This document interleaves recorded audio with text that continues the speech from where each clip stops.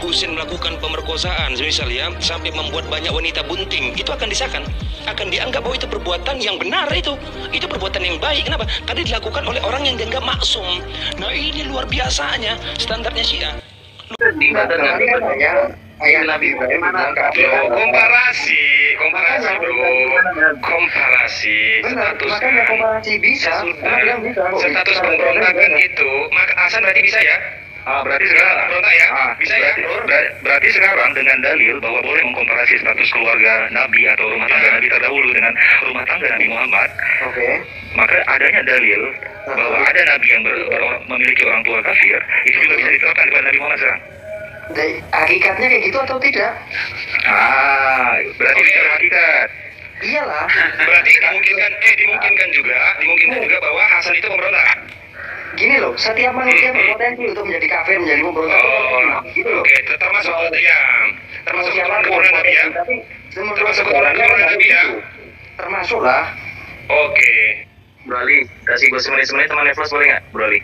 Ya, bentar, gue selesaikan dulu sama Fanan. Artinya, Nan, bahwa menarik komparasi yang lu bilang harus lihat hakikatnya, maka hal yang sama harus dilakukan kepada Sayyidah Aisyah. Hakikatnya apa? Hakikatnya secara zahir beliau wafat secara mukmin dan mukminah dan muslimah gitu. Tidak ada yang menyaksikan bahwa beliau hidup dalam keislaman dan keimanan. Memang beliau pernah terlibat dalam proses jamal dan beliau menyesalinya dan mengakui kesalahannya tersebut sebagai bentuk perjalanan sejarah kehidupan beliau. Lalu apakah pantas? Katanya berakal. Ini kok motong-motong. Jangan ikuti nafsu Mr. Exo. Paling yang dibahas sama Allah itu bukan kekafirannya sebenarnya. Istri Nuh yang dikompar di tahrim. Baca.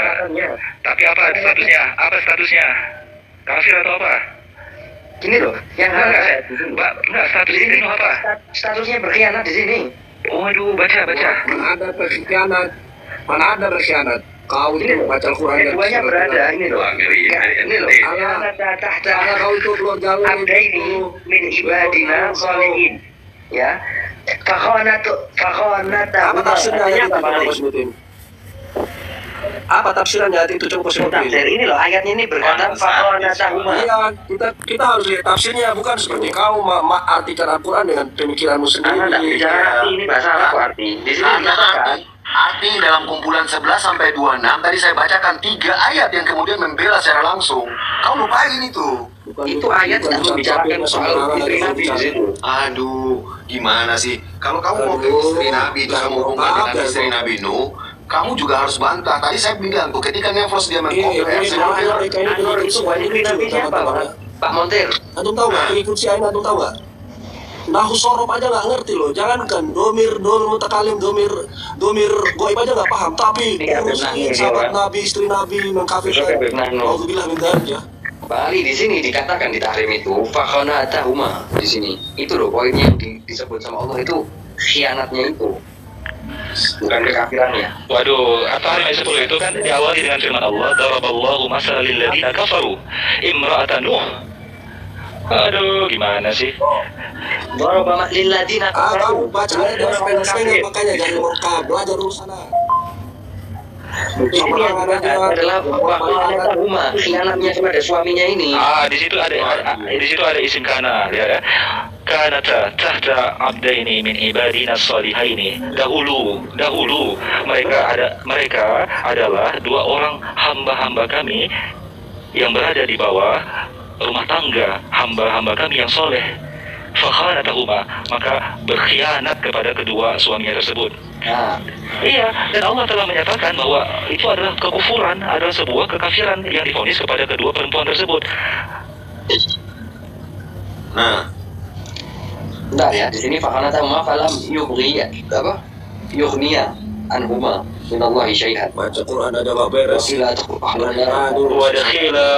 Udkhulan nara ma'ad dakhilin. Ini vonis kepada orang kafir kepada kedua istri Nabi tersebut. Maka contoh khusus ini bahwa ada rumah tangga Nabi yang mendurhakai dan kafir kepada risalah Nabi, apakah bisa kita tarik kepada Nabi Muhammad? Nah ya, antum mau katakan ini berkhianat enggak? Tahrim ini turun ayat soal khianat apa bukan? Oke, sekarang kalau hal yang sama, berarti kasus spesifik ada nabi tertentu yang mengalami hal ini, maka hal yang lain juga akan ditarik sama orang nanti. Bagaimana dengan ayah nabi yang ternyata kafir? Disebutkan nggak di sini? Apanya disebutkan nggak di sini? Disebutkan nggak ayah nabi kafir di Quran ini? Ayah nabi siapa? Yang antum bahas ini nabi siapa? Ada nggak dalam Al-Quran disebutkan ayah nabi yang kafir? Ibrahim maksud antum? Ada nggak? Saya tanyakan antum. Ada Ibrahim. Boleh nggak di kasus Nabi Ibrahim tersebut disamakan dengan Nabi Muhammad? Nggak ada Bang Ali, nggak ada. Di Al-Quran nggak pernah membahas bapak Nabi Muhammad. Kalau di sini yang jelas di tahrim ini bahas istrinya Nabi, kemudian sama Allah dikaitkan dengan istrinya Nuh. Mana istri Nabi di sini? Ya Yuhan Nabi, Mana tahu maka ini Mardhat azwajik ini siapa kalau bukan istri Nabi? Iya. Terus ayat 10 ini ditujukan kepada siapa? Zalaballahu masalal ladzina kafaru, untuk orang kafir kitabnya ayat ini. Benar, ini umum. Iya, umum. Umum. Terus kenapa dikaitkan sama istri Nabi? Soal khianatnya tadi loh. Antum nggak baca ayat ini full Bang Ali. Ketika ada pembicaraan rahasia yang dibongkar sama salah satunya itu namanya khianat. Makanya di situ maksudnya khianat. Di mana ente tahu bahwa khianat mereka membongkar rahasia? Dari mana ente tahu? Ada ayatnya kan? Ya, sudah. Perempuan dua orang hatinya sudah condong kemana itu nanti kira-kira? Jadi kita kembali kepada tesisnya Khomeini kan, bahwa enggak gini tesisnya Khomeini karena akibat bahwa Sayyidah Aisyah radhiyallahu anha terlibat dalam pasukan Jamal bersama Thalhah, Zubair dan Muawiyah radhiyallahu anhum, maka layak disebut sebagai sosok yang lebih keji, lebih najis, lebih buruk daripada B2 dan Dogi. Itu yang sedang kita bahas sekarang. Penyematan nama orang yang kita sebut sebagai istri Nabi dengan vonis sebagai orang yang lebih buruk dari dua binatang tadi, itu pembahasan sekarang. Enggak, Bang Ali, antum di sini dikatakan itu antara Nabi ila ba'dhi azwajih. Saya heran sama antum kan, berkali-kali antum bicara sama saya, kita harus bela kehormatan Nabi. Ini kita lagi bela kehormatan Nabi, bahwa istrinya sedang divonis lebih buruk daripada anjing dan B2. Anak kan tadi dari awal sudah bilang nggak setuju, itu kan pendapatnya dia. Sekarang yang mau dibahas ini kan dari tadi surat At-Tahrim sebenarnya. Itu kan dibilang. Ya, yang ente nggak setuju apa? Coba jelaskan dulu. Jangan setengah-setengah aja orang ente. Ya, betul. Maksudnya di sini ketika Nabi membicarakan suatu rahasia satu itu terus diceritakan, itu mau disebutnya khianat atau bukan? Hah? Apa sih? Apa ini? Kita nggak jelas kamu bilang apa? Ya, At-Tahrim ayat 3. Ingatlah ketika Nabi membicarakan secara rahasia kepada salah seorang istrinya suatu peristiwa, maka tatkala menceritakan peristiwa itu dan Allah memberitahukan hal itu kepada Muhammad, lalu Muhammad memberitahukan sebagiannya dan menyembunyikan sebagiannya, maka tatkala memberitahukan pembicaraan, lalu salah satu bertanya, siapakah yang telah memberitahukan hal itu? Nabi menjawab, Allah yang memberitahu. Ini kan bocorkan rahasia di sini konteksnya. Makanya Anda tidak percaya sebab nuzul itu. Ini soal ini padahal Kamu bingung dalam mengumpulkannya nih, Sahrul. Bingung dalam percaya, mengumpulkannya. Aduh. jangan dipotong dulu, Anda tanya sama Bang Ali, antum tidak ada yang paham di sini. Aduh. Bukan masalah nggak paham, Anda udah paham dari tadi. Antum yufidu ilal umum aja, antum larinya kayak khosok, mana bisa ketemu. Larinya Bang Ali, sebenarnya di At-Tahrim ini, ayat ini, karena ada pembicaraan rahasia yang dikabarkan ke salah satunya kan, yang dibocorkan. Gini kita bisa membahas itu panjang lebar, bahwa poin ente itu malah semakin menguatkan posisi Ahlussunnah tidak ada selain Nabi Muhammad yang maksum. Memang, karena kan dari awal bilang tadi. Ya kan kasihan teman-teman Syiah ente membatalkan 12 imam mereka maksum. Ya, tidak ada yang kesian, masa gara-gara kesian. Kasihan lah, Kiki. Keberatan. lah, kasihan lah. Malu mereka nanti. Itu perasaan antum-antum aja sebenarnya. Bukan perasaan, memang udah takdirnya begitu sama Syiah, gimana lagi ya? Coba antum tanya Syiah di sini. Gimana perasaan Anda? Tidak ada perasaan kasihan apa enggak gimana? Boleh dianya soalnya kenapa? Kasihan akhir. Orang yang nggak percaya 12 imam dikafirin kok mana bisa nggak kasihan? Saya percaya, dari imam siapa yang nggak percaya 12 imam? Semua percaya Nggak dong. adil lah. Semua percaya 12 imam. Terus di sini antum mau membatalkan tadi apa nggak malu mereka? Nggak ada yang batasi. Nanti larinya tuh mau kemana itu? Itu soal statusnya aja. Tapi kalau itu imam semua, memang benar imam. Masuk nggak? Nggak masuk. Nggak masuk. Nggak kedengaran suaranya Nggak kan? masuk. ya. Nggak masuk. Nah, itu sia-sia tuh. Kita ya. Tapi kalau orang-orang Syiah ambil anak jadiin patokan ya mereka yang bodoh. Masa mau buat patokan? Terus yang jadi patokan itu apa sekarang? Ya, sekarang Yusuf dengerin anak. Ya, Yusuf dengerin anak juga. apa? Jadi Yusuf dengerin anak juga. Istri Nabi itu berkhianat juga. Dengerin. Itu Quran yang bilang. Astagfirullah. Aduh. Makanya. Aduh, nanti mau dibahas antum nggak terima. Orang asbabun nuzulnya aja Al-Quran antum nggak percaya di situ, nanti kita bahas antum nggak terima. Bunuhnya nginjak kehormatan Nabi gimana aja? Di situ ayatnya jelas. Ya udah, kamu antum nggak percaya kok. Antum kan tafsir sesuai otak antum. Kita kan bahas tafsir yang sesuai ulama sudah menjelaskan. Ya. Ulama mana yang paling benar Yusuf? Kalau yang antum yang menafsirkan malah antum percaya. Enggak, Kalau ulama mana ulama yang sudah tafsirnya nafsirkan paling itu benar? mana antum percaya? Ulama mana yang tafsirnya paling benar menurut Allah? Hah? Penafsiran ulama yang benar menurut Allah ada nggak? Makin payah ini. Inilah kalau aja repot jahil murokab ini repot. Sebenarnya yang jahil itu yang mengatakan tafsir ulama itu kebenaran mutlak itu. Kalau nggak ikut Siapa bilang tafsirnya ini, kebenaran mutlak? dari tadi antum nyuruh anda baca tafsir. Seolah-olah tafsir itu udah mutlak kebenarannya. Tafsir itu Bukan masalah itu akhi. kalau ada kebencian di situ itu berarti salah itu tafsir itu. Tidak ada tafsir itu ada kebencian di situ, nggak ada. Kecuali sama Ya. musuh Ini. itu baru. Oke, kalau tidak mengambil pendapat tafsir, sekarang ente juga sedang bermain tafsir dengan apa yang dinyatakan oleh Syahrul. Sama juga dong, ente Iya, mah. cocok. Apakah iya? Sekarang mau lihat nih, Apakah pendapatnya Syahrul benar mutlak juga gitu? Enggak. Makanya setiap ini kan kita kita diskusi. Enggak pernah lah. Yang ditanyakannya lagi kan ulama ahli sunnah ini, imam-imam tafsir Quran ini kan itu kan pewaris para nabi, jelas hadisnya innal ulama warathul anbiya ila akhir kan. Akhirnya soalnya apa enggak? Itu parahnya lagi.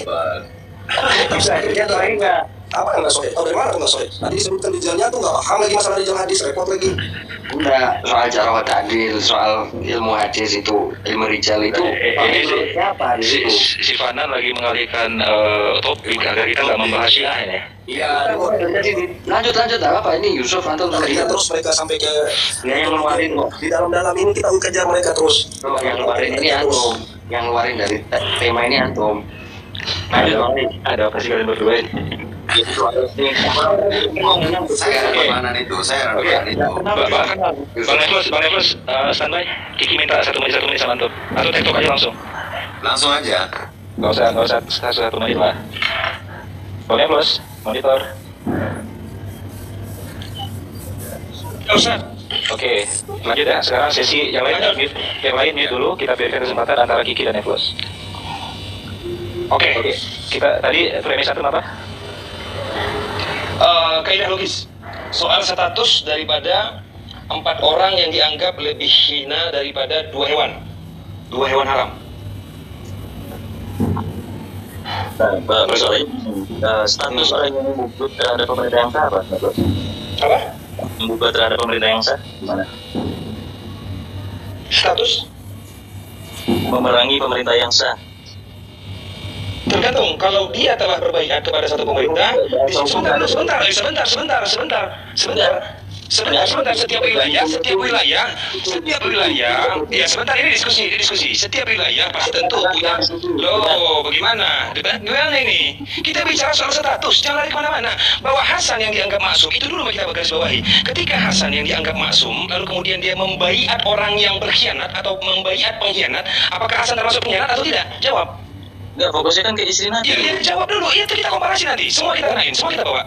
Lompat itu nggak bisa. Oh, bukan lompat, nggak bisa. Itu termasuk kaidah. Kita membuat satu komparasi. Apakah seseorang yang mendukung pengkhianat layak dikatakan sebagai pengkhianat? Kita nggak usah merek lah. Tidak ada yang mendukung. Tidak ada yang mendukung. Baiat terhadap Imam Hasan ke Muawiyah itu bukan sukarela, di bawah tekanan. Wah, udah menduga-duga lagi. Di mana ada perkataan Hasan bahwa dia berada di dalam tekanan? Di mana perkataannya? Sebelumnya lagi diserang Madinah. Perkataannya di mana? Sejarahnya lagi diserang Madinah. Lalu disebabkan karena itu bahwa dia berkhianat kepada ayah kandungnya sendiri. Nggak ada berkhianat. Itu kan senjata. Gimana sih? Bukan, karena dia di bawah gencatan senjata, di bawah tekanan, terintimidasi, lalu kemudian dibenarkan dalam hal itu. Ya kayak tadi Walaupun dia mundur kan sebentar dulu. Gimana nih Sarur nih? Kita kan pada kita kan kita bicara soal logika dulu. Sebentar, kita bicara soal logika sederhana. Poinnya begini bro, kita kan logis sederhana nih. Poinnya adalah 4 orang yang salah satunya adalah Aisyah dilabeli sebagai orang yang lebih rendah daripada 2 hewan. Yang mana peristiwanya sehingga label itu dilekatkan kepada mereka karena ditemukan ada pemberontakan. Walaupun nanti kalau kita berdiri riwayatnya, apakah Syahidah Aisyah itu betul-betul berperang melawan Ali atau tidak ya? Oke, gantian. Berperang sebentar. Kan itu dulu yang kita bahas kan? Begini, Neflos ini berargumentasi bahwa Sebentar. menyerahkan kekuasaan ke Muawiyah menunjukkan bahwa Muawiyah orang yang baik hati. Kan nggak gitu, logikanya kacau. Nggak usah, kita kan sudah sepakat Muawiyah dianggap pemberontak. Nggak usah lompat-lompat. Kita sudah sepakat. Aduh, begini. Muhammad perjanjian Hudaybiyah berarti orang Malaysia. Sebentar, nggak usah lompat lagi. Itu baru jurus ninja. Itu ninja sejati. Jangan pakai ninja sejati. Ali sudah menganggap bahwa Muawiyah adalah musuh. Ali sudah sepakat bahwa Muawiyah adalah musuh. Muawiyah juga demikian menganggap Ali adalah musuh. Kan begitu, itu dulu. Ya, sebentar dulu. Ini kita bicara soal Gini aja, selesaikan dulu. Gini aja bro. Yaudah. Selesaikan aja dulu narasi. Silakan. Udah. Silakan. 30 detik mau nggak? 30 detik. Enggak. Nah, ini kembali ke zaman-zaman SD dulu. Berani nggak? Mau nggak? Ayo. Jangan gitu lah kalau diskusi. Ya, silakan. Enggak, kalau mau ngomong, ya kalau ngomong lah. Ya begini, lu memaksakan bahwa dengan Hasan menyerahkan kekhalifahan ke Muawiyah seolah-olah Muawiyah ini orang baik. Nefros tidak tahu sejarahnya bahwa itu lagi ada penyerangan terhadap Madinah oleh Uni Umayyah. Nah, kalau misalkan penyerahan kekhalifahan itu dianggap baik, sama banyak ambil contoh saat Soekarno menyerahkan kekuasaan ke Soeharto, apakah karena Soeharto orang baik atau karena perjanjian Hudaybiyah karena menganggap orang Quraisy orang baik? Kan itu logika cacat, kok dipaksakan gitu loh. Apa dasar berpikirnya, kok bisa sengawur itu? Udah bro. Oke. Jadi ini bukan bicara soal pandangan Neflos, apakah Muawiyah itu baik atau tidak. Bagi Ali bin Abi Thalib, Muawiyah itu adalah musuh. Begitu juga dengan Muawiyah. Muawiyah menganggap Ali bin Abi Thalib adalah musuh. Nah, di sini kita tentukan standar. Kenapa Aisyah itu salah satu orang yang dianggap sebagai manusia yang lebih rendah daripada 2 hewan? Disebabkan karena bagi orang-orang yang mengakui pemerintahan yang sah Ali bin Abi Thalib, lalu kemudian Aisyah turut serta memerangi, kan begitu salah satu contohnya. Walaupun nanti ada kaitannya dengan tindakan Ali bin Abi Thalib terhadap penyelidikan pembunuh Utsman, kan begitu salah satu contohnya. Yang mau dibahas bukan sejarahnya, tetapi kaidah logis kenapa seseorang bisa dilabeli status seperti itu. Aku melakukan komparasi. Bagaimana seseorang ketika mendukung pengkhianat, ketika Muawiyah kita anggap pengkhianat ya. Nefros dan Kiki sepakat bahwa Muawiyah pengkhianat. Nah, sekarang Nefros bertanya sama Kiki, ketika si Sayyidina Hasan membaiat pengkhianat, apa status Hasan? Di situ tidak ada niatnya untuk pembayatan. Niatnya adalah gencatan senjata. Di mana nggak usah pakai parameter Nawaitu, apa yang dia lakukan aja. Jangan pakai parameter Nawaitu lah. Ini bicara gaib, ya lanjut lah bro. Ya, lanjut. Kan sama tadi, lu juga semakin ngawur semakin terus. Gantian boleh dong. Oke, jadi bahwa untuk meminimalisir kekacauan maka dilakukan gencatan senjata. Lalu permintaan Muawiyah adalah pengangkatan dirinya menjadi khalifah. Lalu pada perjanjian itu, kalau Neflos mau baca ulang bahwa setelah Muawiyah akan menyerahkan kembali kepemimpinan kepada umat, dipilih kepada umat gitu. Ternyata Muawiyah kan juga melakukan penyelewengan dari perjanjian itu, maka perjanjian itu batal harusnya. Tapi yang dilakukan oleh Imam Hasan adalah supaya tidak terjadi kekacauan, sama seperti yang dilakukan Gus Dur saat harus turun dari kekuasaan. Sebenarnya bisa saja Gus Dur melakukan perlawanan, tapi berapa banyak orang akan ketumpah darahnya kalau ikuti logika Neflos gitu. Dan orang-orang bijak nggak begitu logikanya. Nah, makanya yang dilakukan Imam Hasan bukan karena menganggap Muawiyah orang baik. Tadi itu ada sepakat Muawiyah ini orang munafik, pengkhianat gitu. Nah, yang Imam Hasan lakukan adalah untuk meminimalisir kekacauan, ke pertumbuhan darah yang lebih banyak, itu yang dia tidak mau begitu. Nah, sekarang kalau misalnya kita kembali kepada fatwa Imam Khomeini, kenapa ada istilah yang sebegitu keji menurut teman-teman begini, bahwa Imam Khomeini merujuk pada pernyataan bagi orang yang menentang pemerintah yang sah, apalagi ini statusnya adalah khalifah, maka sebegitu lupalah. Ini 30 hari ya? Ini dulu dong, kan dikit lagi. Nah, ini juga bisa dilihat pada contoh-contoh Abu Bakar bagaimana memerangi orang yang tidak membayar zakat, kan dilakukan gitu. Bagaimana Imam Ali memerangi pada perang Nahrawan orang-orang Khawarij, itu berlaku. Makanya pada perang Siffin, pada perang Jamal juga berlaku. Apalagi tadi didukung dengan ayat-ayat Al-Quran. Wah, itu. Kalau Nabi Nuh juga bagaimana nasibnya apakah gagal? Apalagi ada ayat pendukung lain yang menyatakan memang banyak teguran terhadap istri-istri Nabi. Jadi apalagi tidak masuk di antara ini kita tidak bicara bahwa tempatnya istri Nabi di atau di kedua, tapi yang salah bilang salah, yang betul bilang betul, jujur pada diskusi. Gitu ya, Bos. Ya, oke. Pada simpel ya, tetap kita kembali kepada apa yang dilakukan oleh Hasan. Apa yang dilakukan oleh Hasan, catat itu. Terlepas nanti alasannya adalah karena dia takut, karena dia terintimidasi, karena dia terpaksa demi kemaslahatan umat, itu bisa saja dilahirkan kemungkinan-kemungkinan itu. Bahkan seorang pembunuh Ali bin Abi Thalib bisa dibenarkan itu kalau memang bicara soal karya seni, ya karya seni Ibnu Muljan itu demi kemaslahatan umat juga dia membunuh Ali bin Abi Thalib karena sudah terjadi huru-hara dan dia dianggap pengkhianat dan dia dianggap munafik. Kalau soal karya seni seperti itu siapapun bisa mengadakan kemungkinan, tetapi kita hanya melihat apa yang dilakukan oleh Hasan, bahwa dia turut berbaiat. Maka di sini ada beberapa taruhan. Taruhan yang pertama adalah dia lebih memilih rasa takutnya, sehingga dia membaiat orang yang dianggap pengkhianat. Dia mendukung pengkhianat secara tidak langsung. Kalau kita pun merujuk kepada sanksi atau statusnya Hasan, maka Hasan itu bisa dimasukkan ke neraka jahanam. Kenapa? Dia termasuk orang yang munafik. Dia termasuk orang yang berpura-pura munafik. Berarti apa? Dia dusta dengan perkataannya bahwa dia berbaiat akan bersumpah taat kepada pemimpin yang diserahkan kepada Muawiyah. Mulutnya dusta. Kenapa? Karena hatinya berbicara tadi menurut si Kiki bahwa hatinya tidak kepada Muawiyah. Ini demi umat. Berarti dia munafik. Dan orang-orang munafik statusnya dalam neraka jahanam. Kesimpulannya adalah Syiah akan memberikan sanksi kepada Hasan masuk ke dalam neraka jahanam menurut Quran. Udah selesai. Menurut Nefas atau menurut Syiah? Kemudian ya, sanksi logis ya itu. Yang dibilang munafik sama Nefas ternyata bukan cuma Imam Hasan, termasuk sahabat Nabi Amr bin Yasir saat dia bertakia, termasuk Nabi saat perjanjian Hudaybiyah, itu munafik semua tuh. Saat Imam Ali tidak memberikan baiat kepada Abu Bakar, itu munafik semua tuh menurut Nefas. Sejak kapan Nabi mengangkat orang kafir sebagai pemimpin? Loh, maksudnya netral? Ada apa netral? Ya, maksudnya analoginya nggak masuk lah. Terus netral ya? Oke, udah saya. Ikuti aja dulu nanti biar belajar. Jadi bahwa logika yang Nefros tempatkan pada Imam Hasan bahwa Imam Hasan ini adalah takut. Itu nggak takut waktu saat orang itu dari kekuasaan.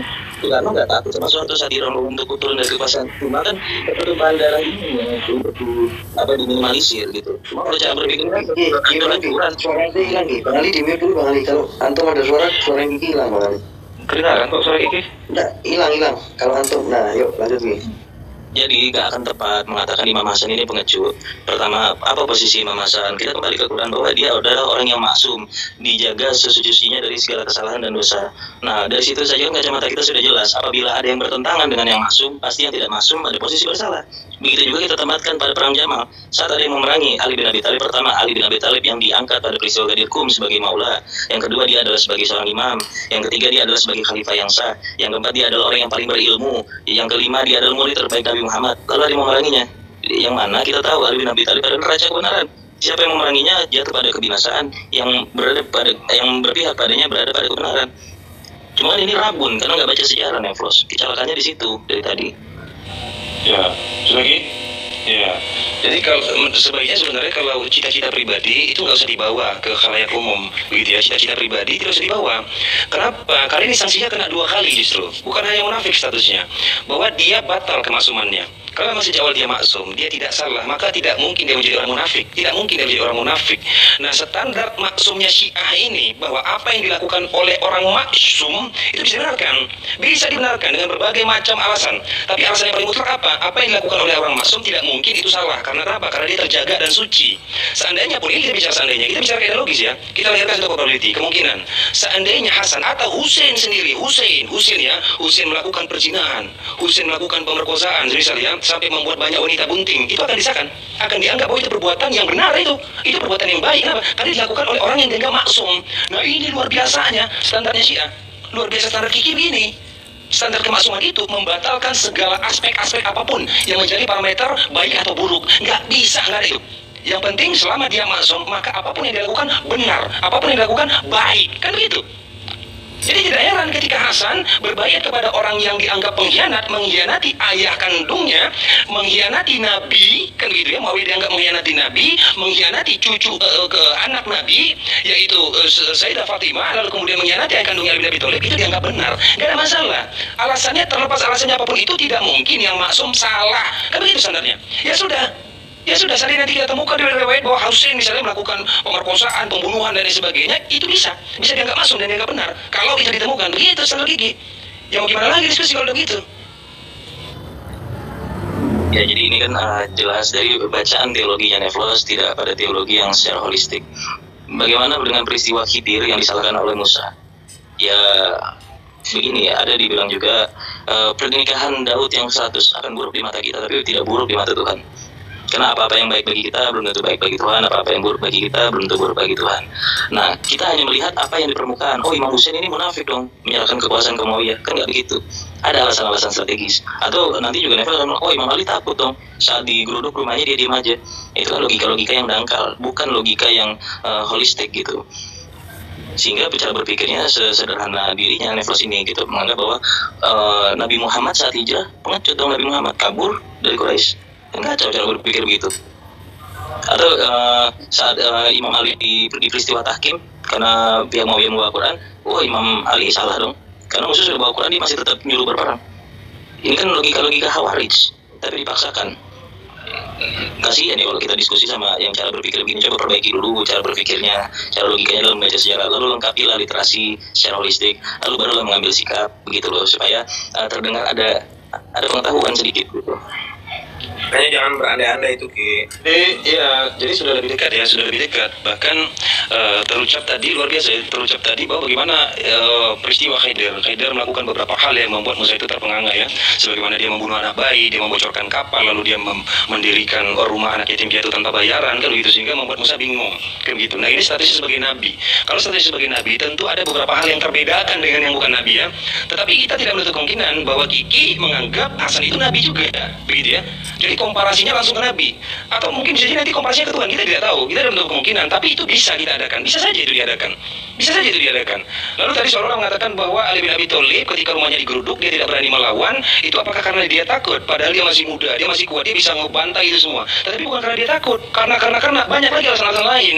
Kan begitu. Nah, celakanya adalah kalau itu dihadirkan dengan alasan-alasan klise seperti itu ya Gia, kaidah logisnya ya, bahwa ini bukan hanya merendahkan Nabi, sepertinya ini merendahkan Allah SWT. Sebagaimana Allah menegaskan untuk menegakkan amar ma'ruf nahi mungkar, bahwa prinsip agama itu, prinsip perintah itu jauh lebih tinggi daripada apapun.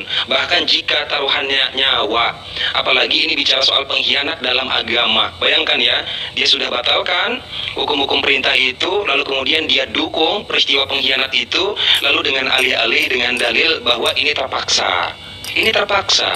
Keterpaksaan ini didapat karena ada intimidasi dari manusia sehingga boleh membatalkan hukum-hukum Allah, kan begitu. Luar biasa ini, canggih. Bahkan nanti akan lahir lagi kesimpulan-kesimpulan bahwa perkataan-perkataan Allah itu bisa saja diartikan itu diperbolehkan, kan begitu, diperbolehkan berbohong karena beberapa perkara, misalnya salah satunya ketika dalam keadaan terdesak, ketika dalam keadaan terintimidasi dan lain sebagainya, bisa, sebenarnya semua bisa dihadirkan.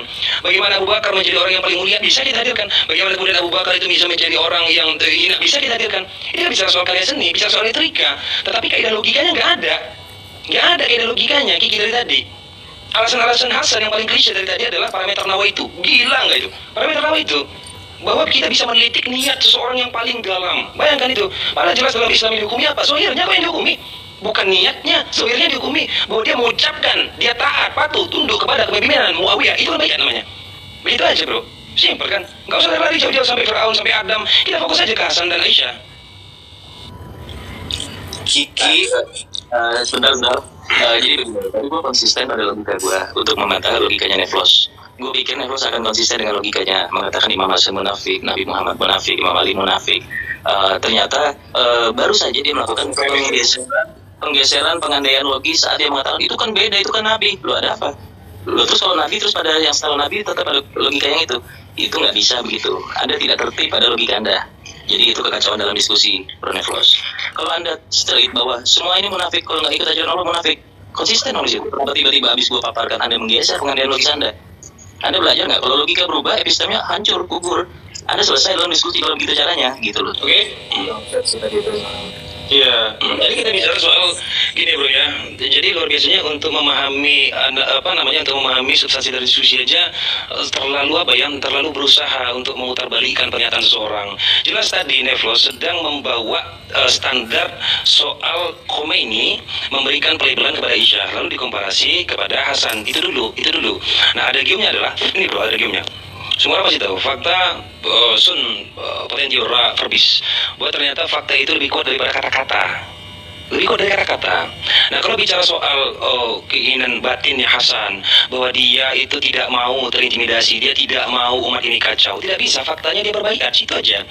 Nah, sanksinya banyak. Kalau pakai standar itu, sanksinya akan banyak. Standar Kiki, standarnya Khomeini ya, maka sanksinya akan banyak ini. Hasan ini kena banyak sanksi. Pertama, dia 2 kali lebih rendah daripada B2 dan dok ya.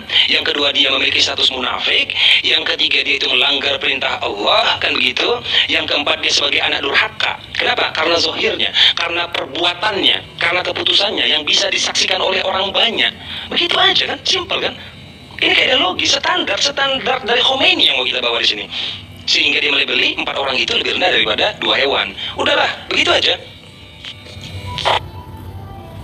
Ya, jadi sebenarnya kita perlu tertib dalam berlogika.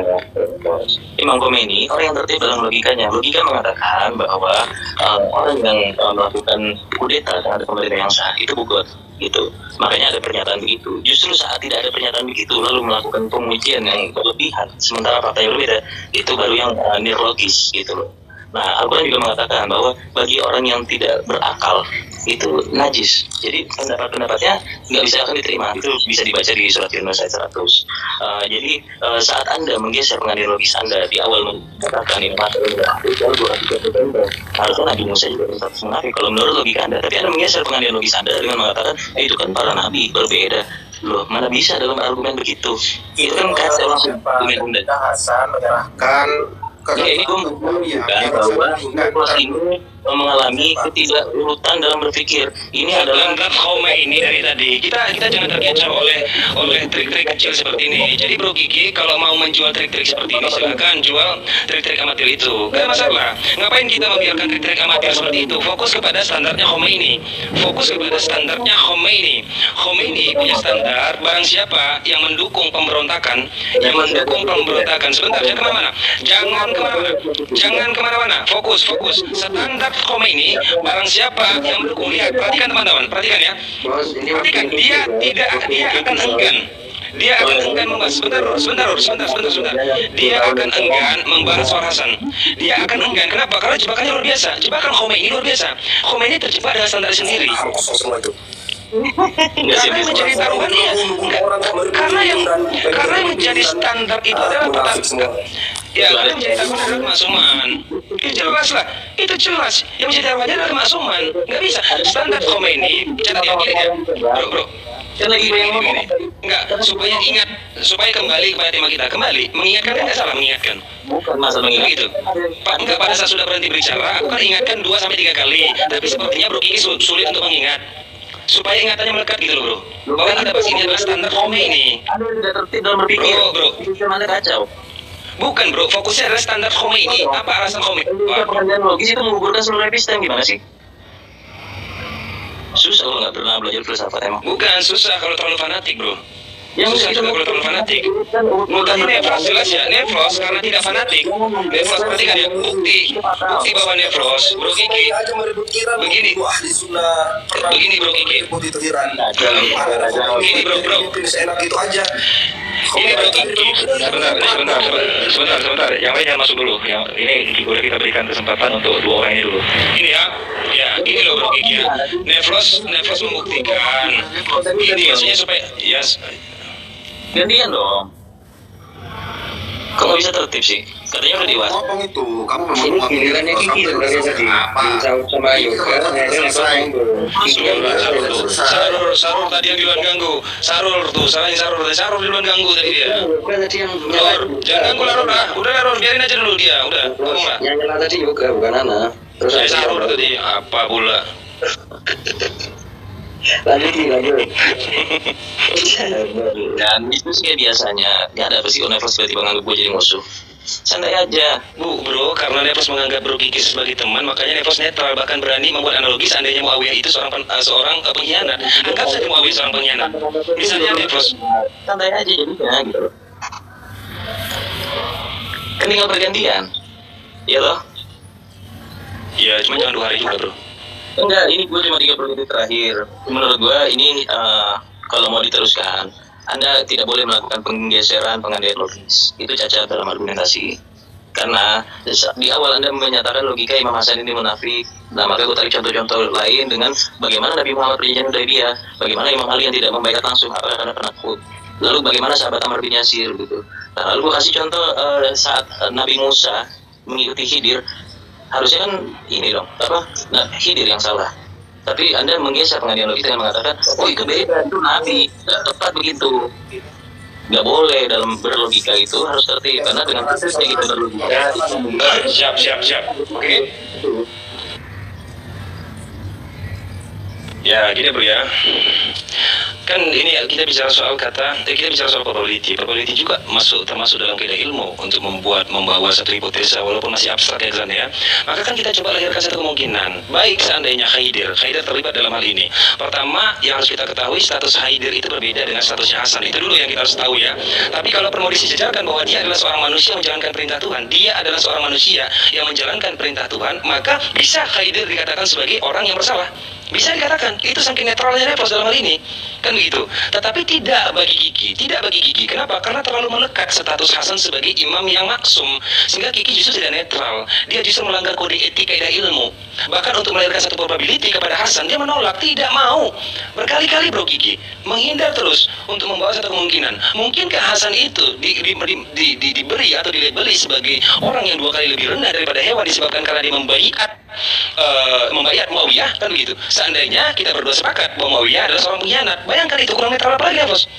Kurang netral apa lagi? Tapi terbukti bahwa ada indikasi dari Bro Kiki terus mengelak akan coba membawa bola panas itu kepada tokoh-tokoh yang lain, kan begitu. Nah di sini sebenarnya jujur Nefos sengaja membawa Hasan untuk melihat netralitas dari Kiki, tapi Kiki nggak netral dalam hal ini. Dia tidak cukup berani untuk membawa kemungkinan kepada apa yang dilakukan oleh Hasan, kan gitu loh. Ya sudah Bro, kalau sudah netral dan susah diskusi.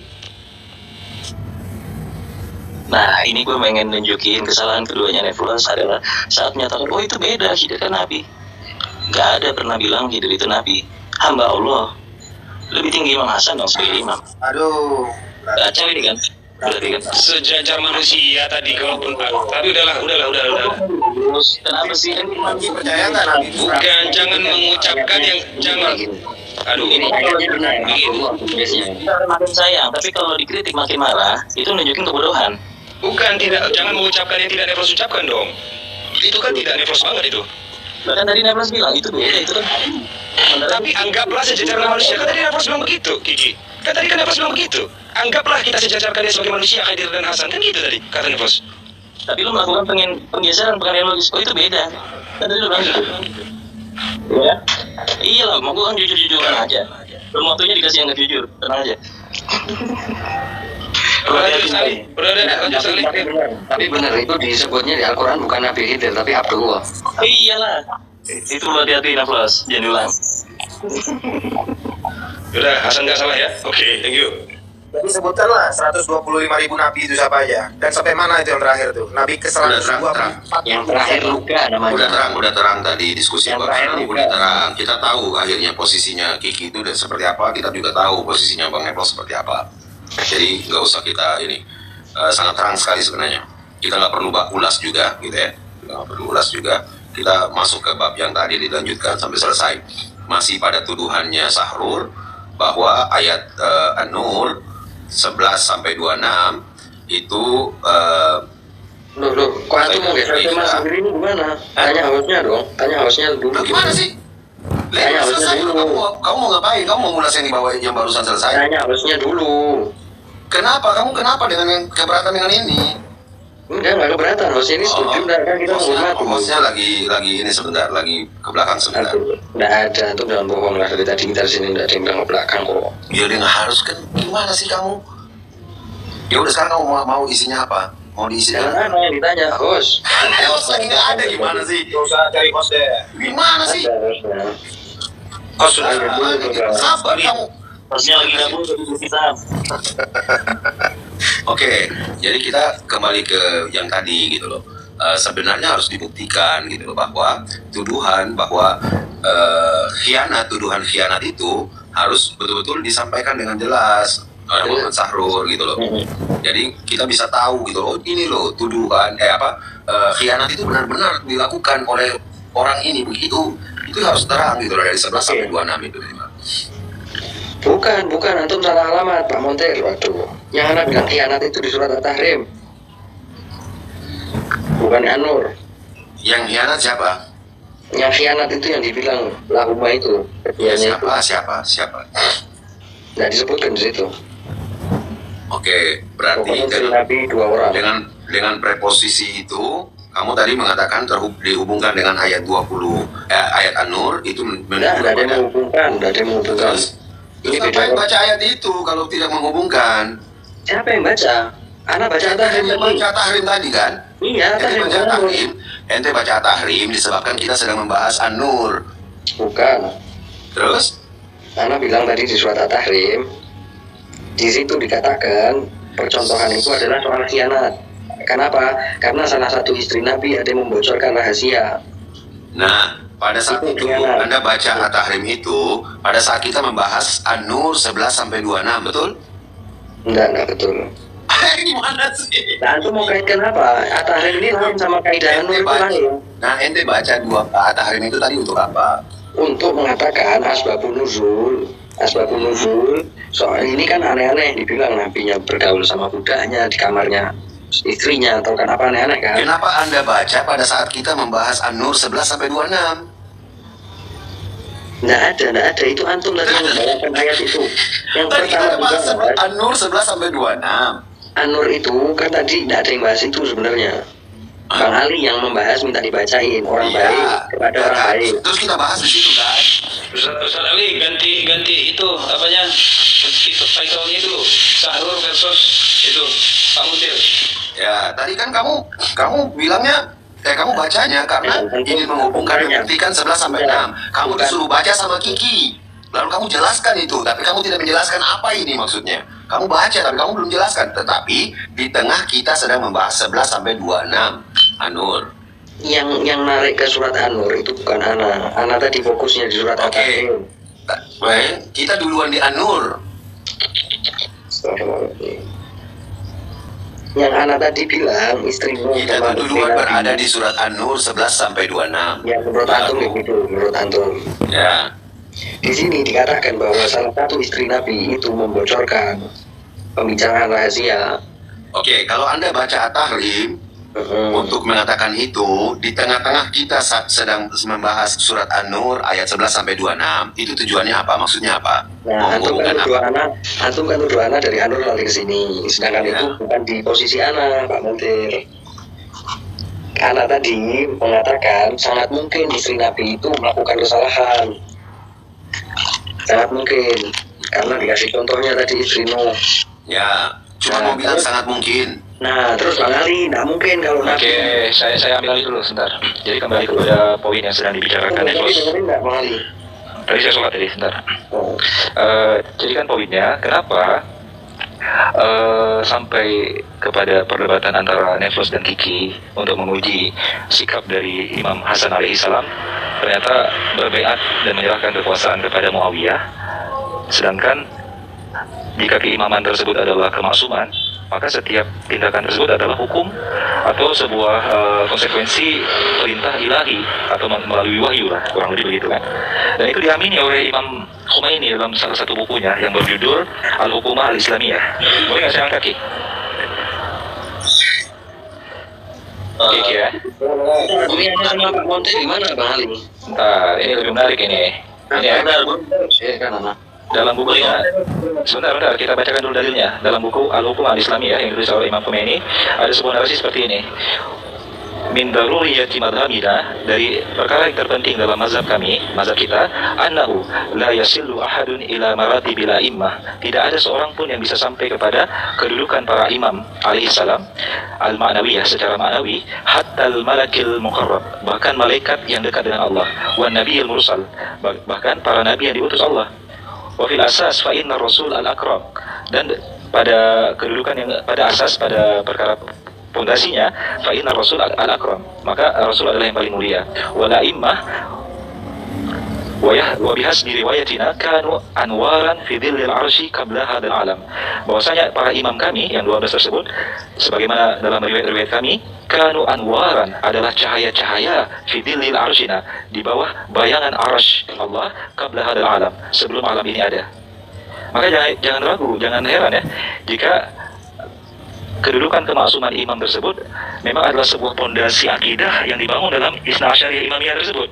Bahkan malaikat dan para nabi saja tidak sejajar kedudukannya dengan ke-12 imam ini.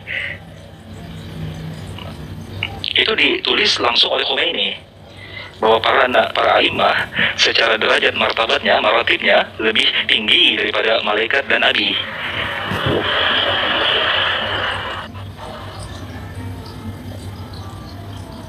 Kok mirip anu ya, aku adalah apa gitu, tidak ada yang datang kepada Bapak kecuali melalui aku gitu, mirip Bible gitu.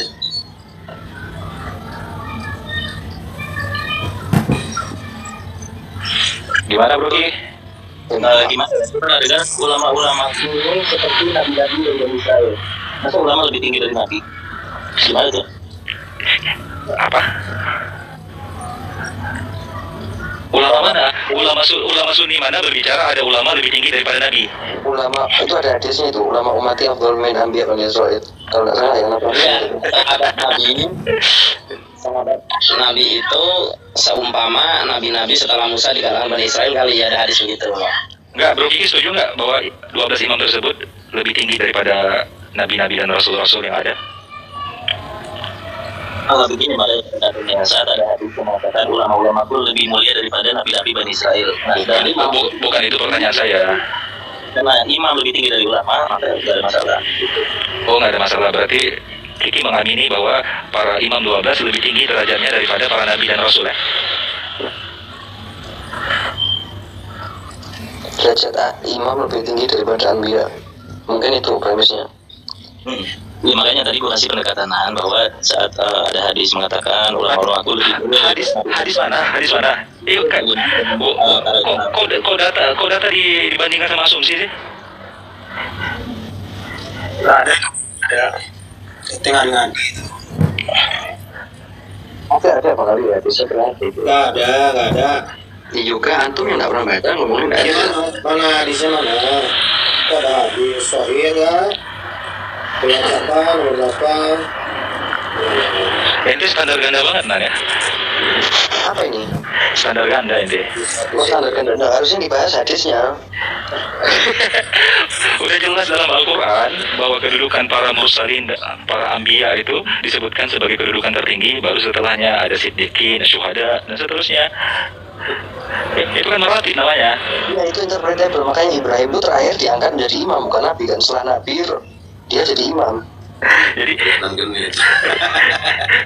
ini sebuah narasi yang kita baca dari kitabnya langsung Al-Hukumah Al-Islamiyah tulisan Al-Khomeini, bahwasanya dalam Zaruriyah Mazhabina, dalam perkara yang terpenting dalam mazhab Syiah, bahwasanya 12 imam tersebut maratib martabatnya, kedudukannya lebih tinggi daripada, bahkan lebih tinggi daripada malaikat, lebih tinggi daripada malaikat dan para nabi.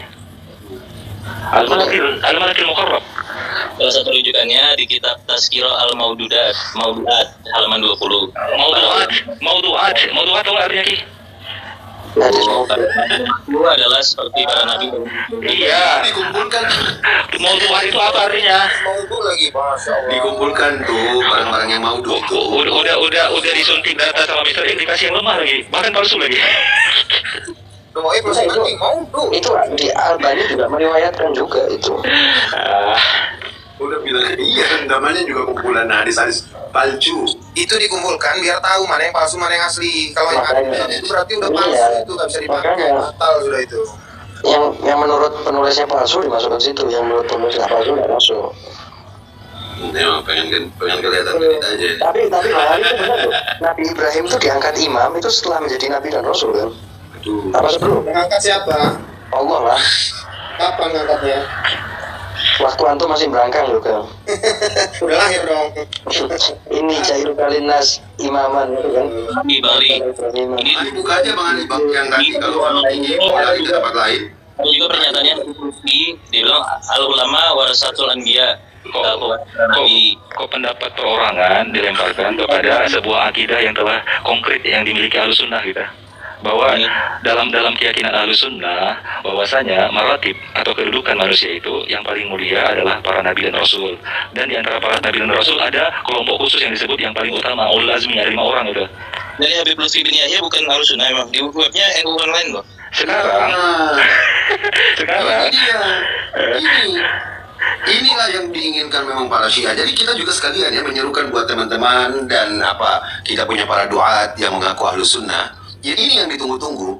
Sedikit saja salah atau kemudian bahasa-bahasa yang mereka merasa mendukung akan disimpulkan menjadi hujah di suatu waktu nanti. Jadi hati-hati gitu loh. Simbol Ahlussunnah di Indonesia. Gak apa-apa, kita serukan dulu, Bang Diki. Anda bersabar juga gitu loh. Ini kan juga poin kita gitu loh.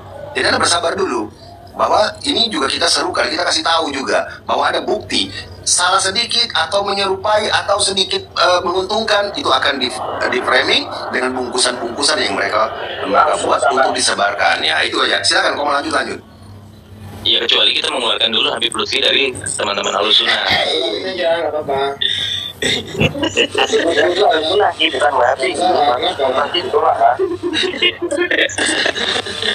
Inilah kecurangan NU Indonesia. Masa pakai tapi Pak? Kalau bikin lagi Pak pakainya. Itu memang yang kita ingin serukan juga. Pakai yang baru kemarin gitu loh. Loh, masa kita bilang Habib Lutfi bin Yahya anak baru kemarin, nggak boleh gitu loh. Mata Ali ini ruang juga untuk kita menyerukan gitu loh. Eki, lahirnya batu berapa? Ini ada yang menyangkutkannya Habib Lutfi dan Sunni, gitu loh. Kemarin lahirnya. Yang kita serukan tadi udah jelas Ki, nggak harus ada pembekuan apa.